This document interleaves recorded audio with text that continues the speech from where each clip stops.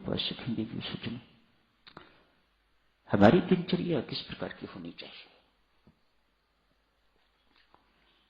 बहुत से साधकों ने व्रत लिए हुए हैं, 20,000 गिनती का रोज जप करेंगे, सुबह शाम ध्यान के लिए बैठेंगे, अमृतवाणी का पाठ करेंगे, स्थित प्रज्ञ के लक्षण, उपासक का आंतरिक जीवन, कथा प्रकाश में से कुछ रोज पढ़ेंगे। शाबाश, करते रहिए। वे साधक तो वे हैं जिन्होंने कुछ नाम की कमाई की है और वह आगे बढ़ना चाह रहे हैं, जिनमें विश्व करनी है साधक जनों, उनके लिए भी और हम सबके लिए भी हमारी दिनचर्या किस प्रकार की होनी चाहिए।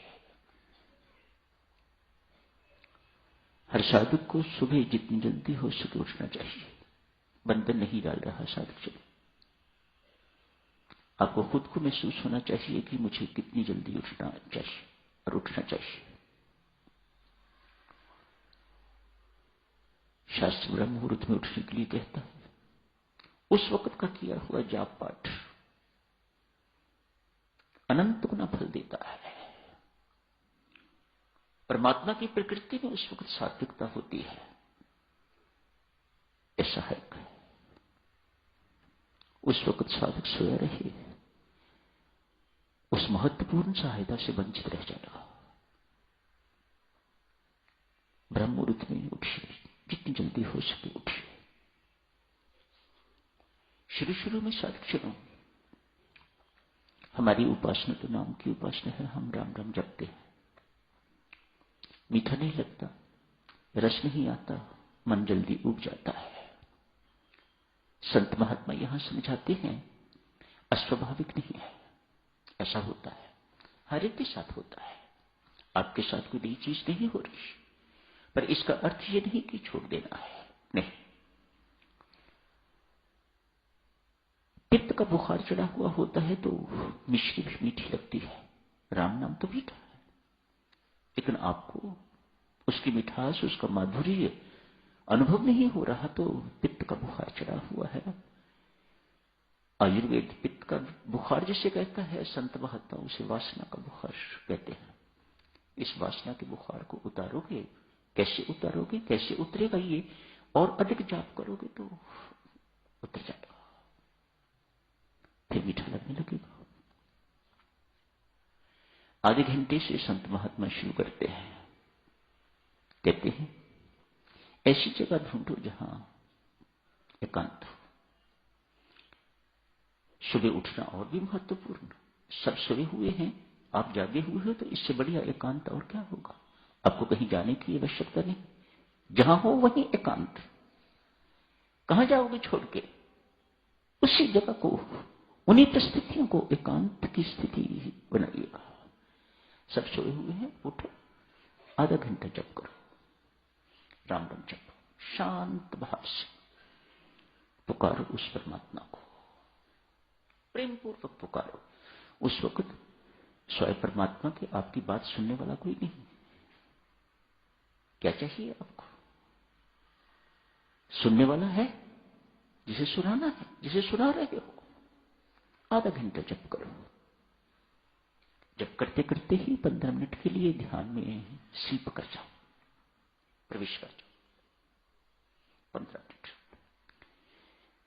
जब आप धीरे धीरे आधे घंटे से 1 घंटा भी बढ़ा सकते हो, लेकिन ध्यान की अवधि इतनी ही रखो, 15 मिनट। बढ़ती बढ़ती 20 मिनट, और ज्यादा बढ़ाएं तो आधा घंटा। 15 मिनट रखो, बहुत अच्छी रहती है। 15 मिनट के ध्यान में बैठो। क्या करना है उस वक्त? परमात्मा के गुणों को याद करना है। देखो 15 मिनट कैसे व्यतीत हो जाएंगे। तो सच्चिदानंद घन परमात्मा है, तेरा लाख लाख धन्यवाद परमात्मा। मैं कभी जिंदगी में पहले 4 बजे नहीं उठा था, तूने कृपा करके मुझे उठा दिया। मैंने राम राम कभी नहीं जपा था, इस मांस के लोथड़े को अच्छा बोलना कभी आया ही नहीं। आज राम राम जपा है, सर्वोच्च काम, सर्वोत्तम काम आज किया है। ये तेरी कृपा का प्रतिफल है परमात्मा। तेरा लाख लाख धन्यवाद। तेरी वाह वाह, वाह राम, वाह वाह राम, वाह। इन्हीं बातों में 15 मिनट व्यतीत हो जाएंगे।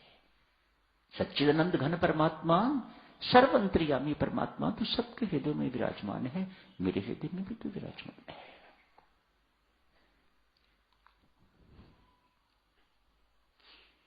सात्विक भोजन कीजिए,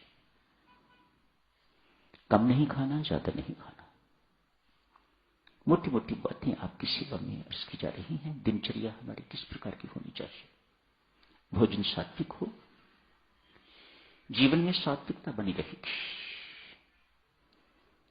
अधिक नहीं खाना, कम नहीं खाना, सात्विक भोजन कीजिएगा। इस सारे के सारे संसार को परमात्मा का साकार रूप मानो, ये सत्य है।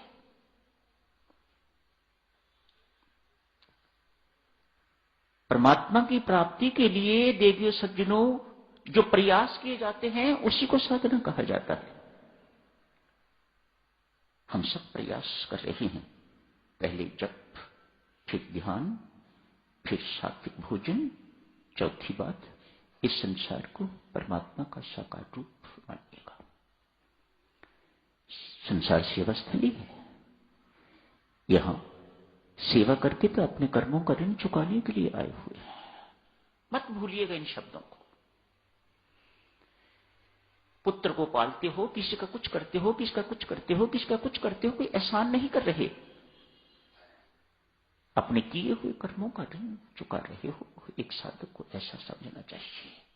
सेवा कीजिएगा, प्रेम पूर्वक व्यवहार कीजिएगा, प्रेम पूर्वक बर्ताव कीजिएगा सबके साथ।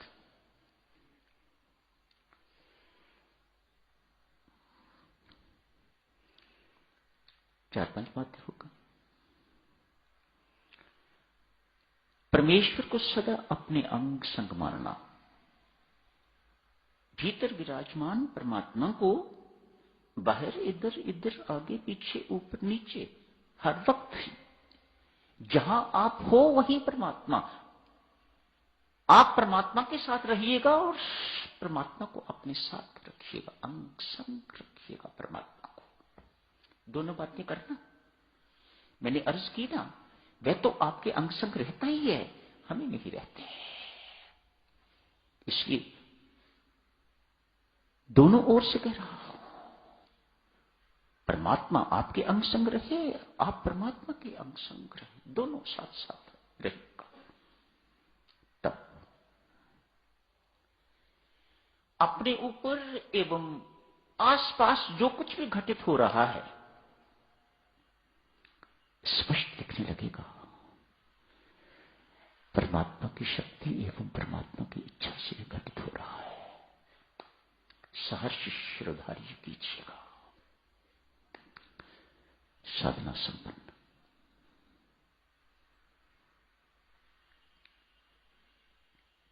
छोटी छोटी बातों में बहुत कुछ कहा गया है। सब कुछ जीवन में उतारिए तो साधना सफल, परमानंद की प्राप्ति हो जाएगी, परम शांति की प्राप्ति हो जाएगी। आपके अंदर